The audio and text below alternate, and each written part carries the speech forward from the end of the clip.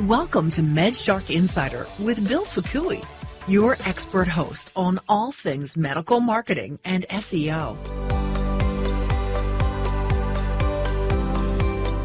Hello, everybody. I want to welcome you to another episode of the MedShark Insider. I'm Bill Fukui with MedShark Digital, and today's guest is, I'm privileged to have really a well-known and respected clinician in the psychiatry field with a specialty primarily in treating major depressive disorder and other types of emotional types of patients.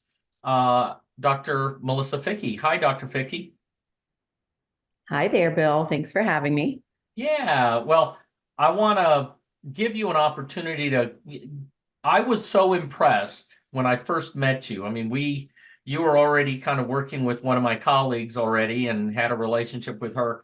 So I didn't get to know you right off. I wasn't the first one you met with at our agency.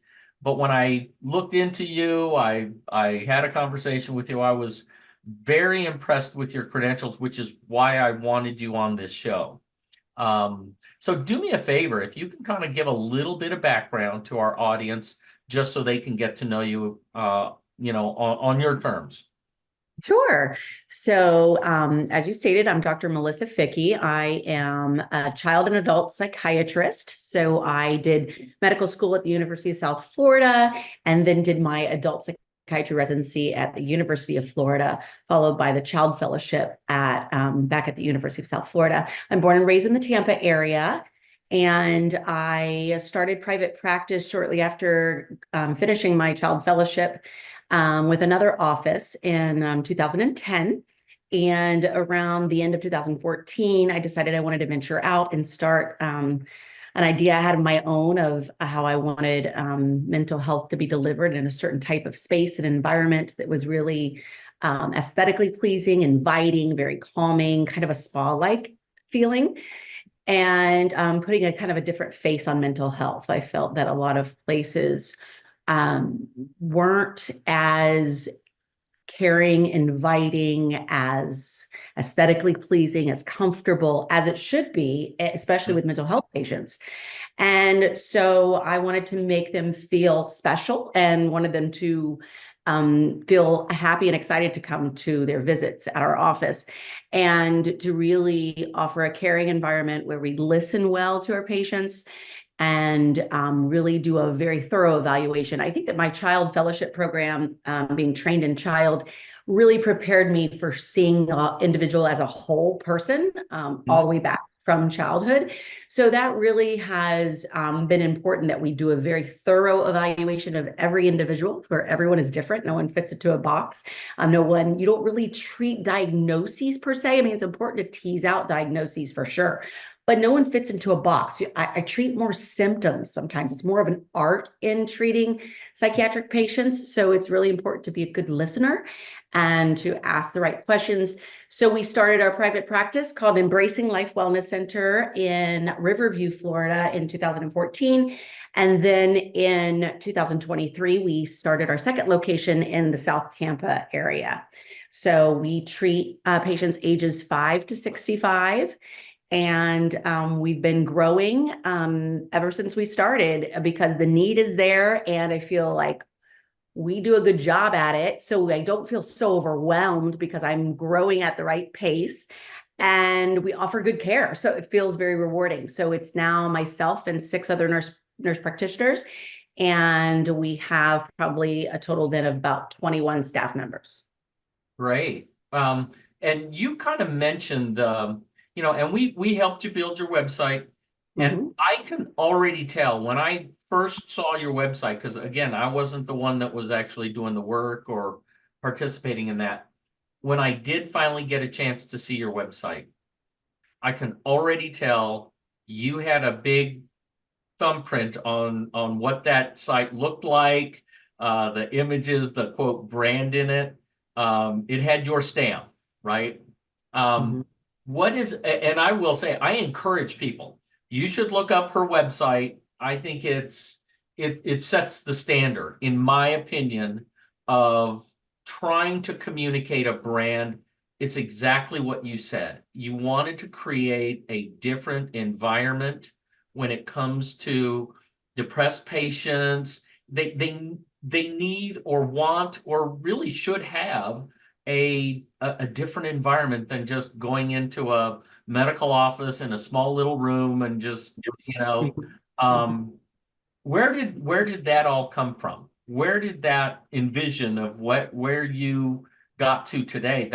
You have the most amazing place, right? Well, I feel like, first of all, when you're dealing with mental health issues, when you're talking with patients, they're struggling, and we all are struggling, right? We all have our own issues as well. Absolutely. So I feel like, everybody has their own history, their own stressors, and including me and my workspace.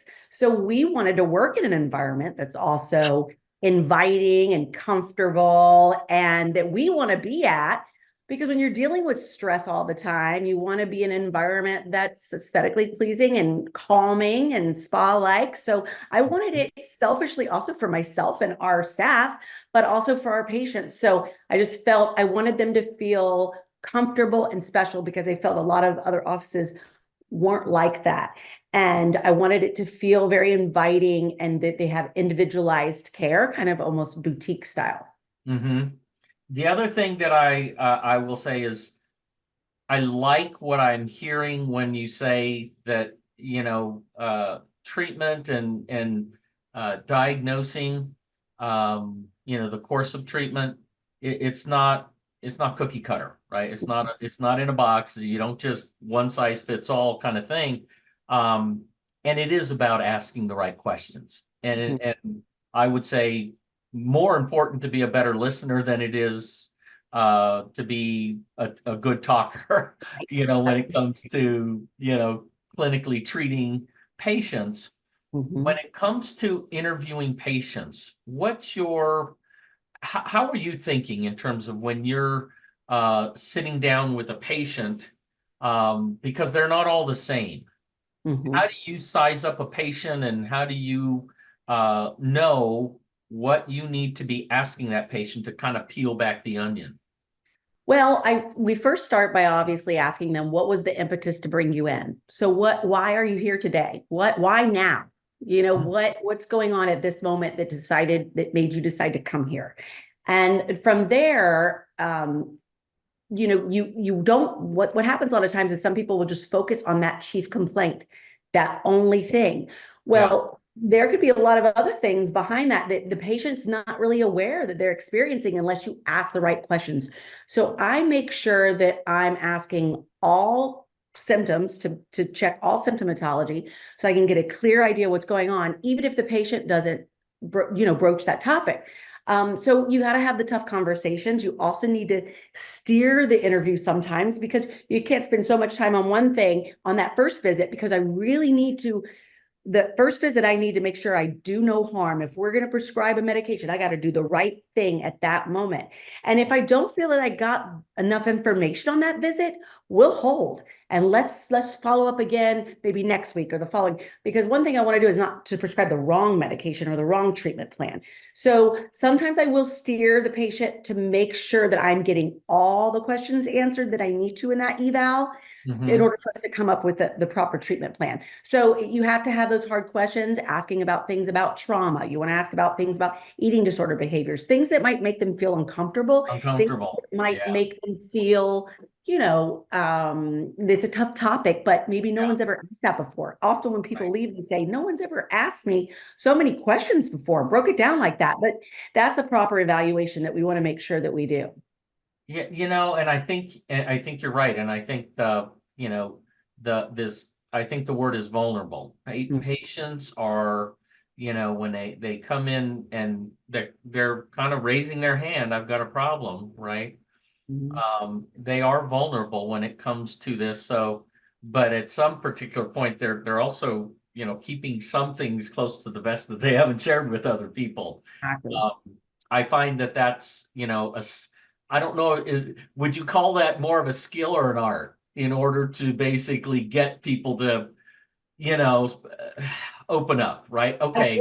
fine, I'll tell you, I right? do think it's somewhat of an art in being empathetic and allowing that patient to feel comfortable feeling vulnerable. And so having those difficult questions, sometimes they may not want to say anything, and you could say, and that's okay. We don't have to go there today. Maybe down the road you'll feel more comfortable and you move on. But if you don't ask, they won't share probably. And so you Yeah. might miss out on nuggets if you don't ask the right questions. And it is, and I will say, with patients of any kind, it is a relationship. Mm-hmm. It's not a one-time prescribed treatment and we're done, right? Right. It is the relationship, and you'll find that as the relationship builds, you're learning new things about them, like Mm-hmm. like any other kind of relationship, right? Absolutely. You learn more, and they may you may get exposed to something you didn't think of before, Mm-hmm. or ask or know about them, that, oh, the light turns on, right? Right. Absolutely. So one of the things that I've also found out about you is you are, highly into the research of all of this, right? Give me a little bit of insights on some of the things that you've done beyond just being a clinician, but participating in, advancing treatments. Well, we make sure that we stay up to date with all the ethical standards and the guidelines by the American Psychiatric Association and the American Academy of Child and Adolescent Psychiatry. So I make sure that I am up to date with going to all the conferences regularly, including like Psych Congress, and also making sure that I'm up to date with the newer treatments. An example would be like Neurostar TMS. Now, that's not really a new treatment. It's FDA approved since 2008, but it's new to patients. So being abreast of all of that, like with the Clinical TMS Society, making sure that I'm attending all of those, making sure I'm just on top of all the new options for our patients, is really important to us, because we want to make sure we're staying up with the times and offering the best care that we can. You had mentioned, Neurostar TMS, and I know recently that TMS has now been FDA cleared. Neurostar TMS has been FDA cleared for the treatment of adolescent. What does that mean? When you say adolescent, I'm not exactly sure, as a layperson, what does that mean?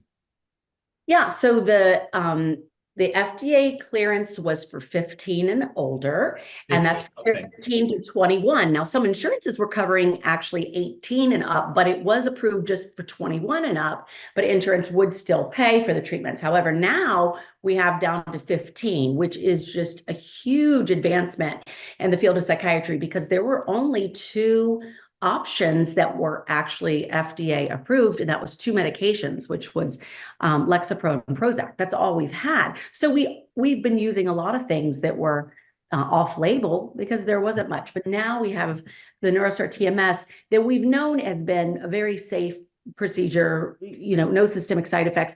But now we actually have the FDA approval for it and clearance for it, which has been very exciting. Has opened up a lot of doors of treatment options now for patients that otherwise maybe couldn't afford it as a self-pay option.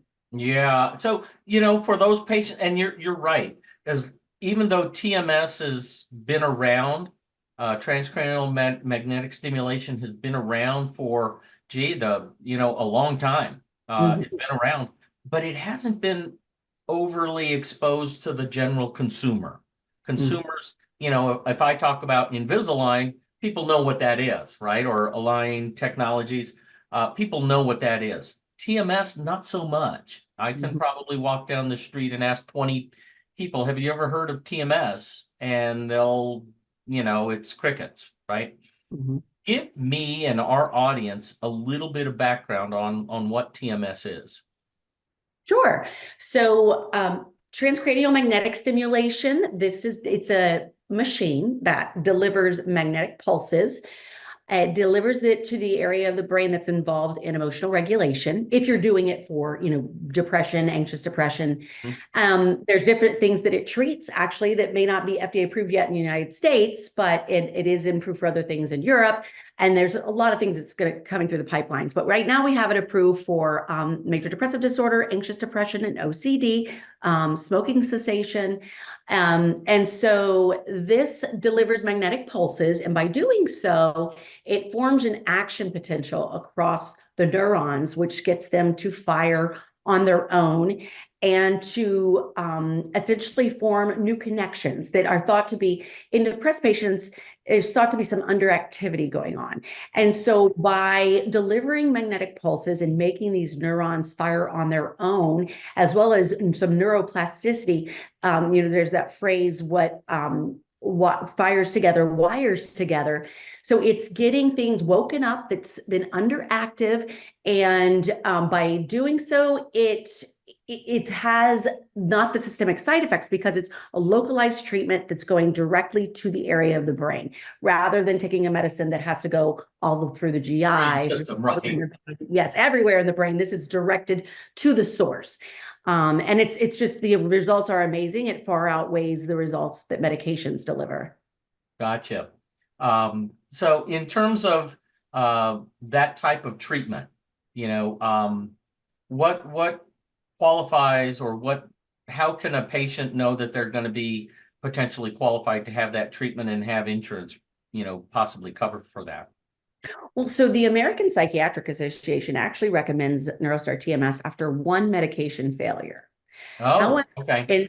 So insurances require 2, 3, or 4 medication failures. Oh my so goodness, really? Yeah, so anybody is a Neurostar TMS candidate. I mean, Oh yeah.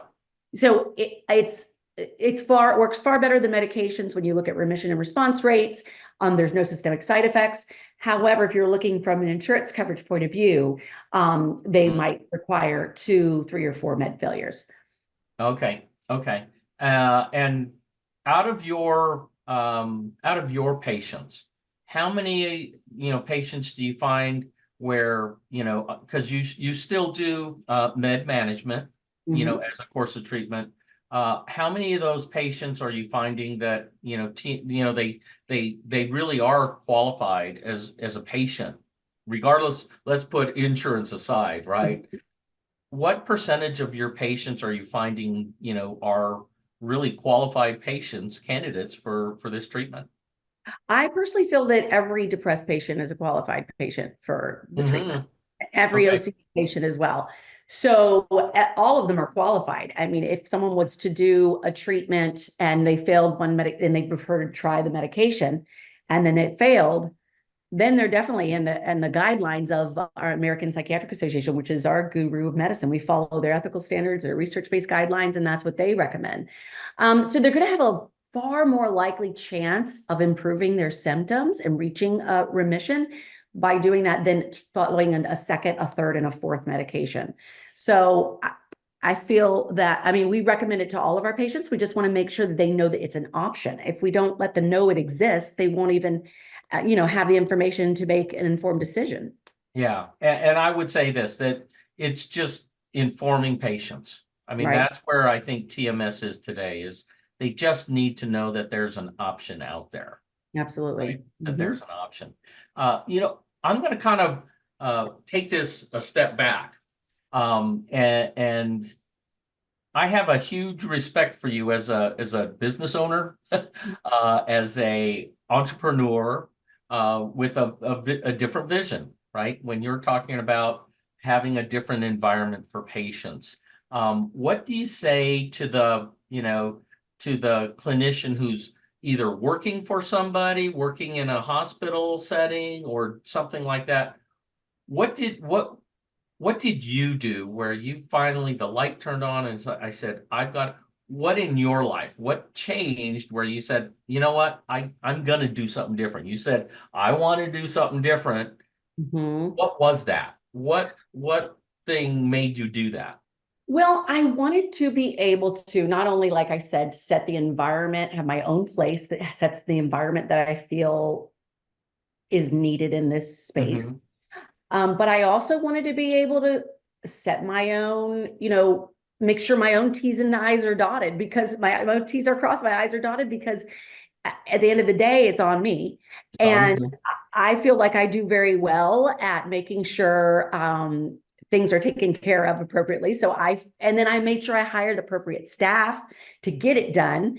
I think a lot of people, are understaffed, and so it makes their providers feel overwhelmed. Well, Um, I wanted to set my own hours that I want for me, that I want to do.